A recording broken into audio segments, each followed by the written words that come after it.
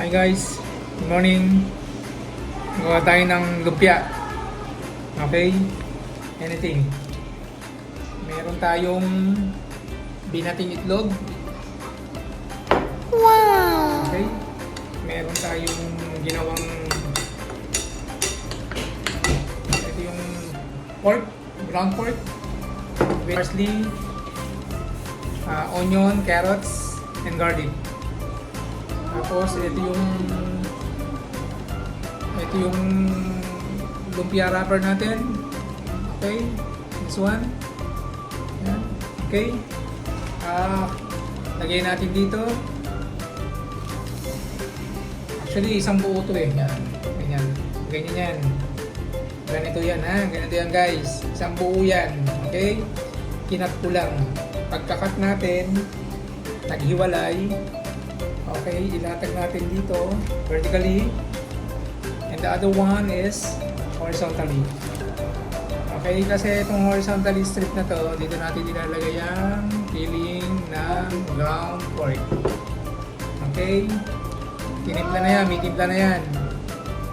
Merong, ang timpla nito is, hindi mawala yun, salt and pepper, garlic powder, oyster sauce. Oyster sauce na konti yan. Half kilo lang to, half kilo. Okay? Okay, simulan na natin.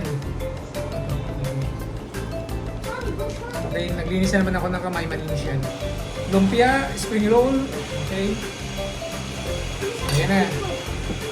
Isa na natin ha. Guys, manood kayo maigi. Hindi ko na ulitin to. Kahit mag-request kayo, hindi ko na ulitin talaga. Naglagay ako ng 1 tablespoon. Okay, 1 tablespoon lang. Okay na yan. Sapat na yan. Okay, 1 tablespoon. Tapos, yan. Massage lang natin. Malinis naman kamay natin. Hindi na tayo nag-gloves. Okay. O, yan o. O, yan. Tuto ko ha. Yan. Ganyan ang itsura niyan ha. Isang pa-vertical, yung malaki. Tapos isang horizontal, yung strips.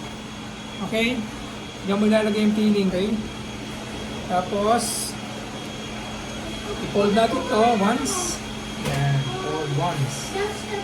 Okay? Nakita nyo yung side? Yan, ito, side na to. Tignan nyo. Nag-fold din siya into half. Ito. Both sides, same. Dapat level yan. Naka-level yan. Both sides. Kung ano yung space na binigay sa kabila, ganoon din yung space sa kabila. Okay? Dapat same. Tapos, ipo-fold natin yan. Ito yung magiging sealed. Yung both side. Okay? Sealed. Fold nyo. Then, roll it up. Medyo press. Press, roll. Roll. Okay. Stop tayo dyan. Kasi yan, ang magsisilding lock. Lagyan natin ng ano. Dali-dali na lang. Okay na yan. Malinis na yung kamay natin. That's it. Sa inyo yan kung paano nyo i-apply. Kung gusto nyo mag-gloves kayo, walang problema. Mas maganda, mas malinis tingnan. Okay? Pero ito, sanay tayo sa ganito. Okay na to. Ganito yan, no? Tapos, i-deep fry natin yan. Paglagay natin sa mantika, deep fry. Pagka naluto yan, nag-golden brown, you can... That's it, guys. Okay, bye for now.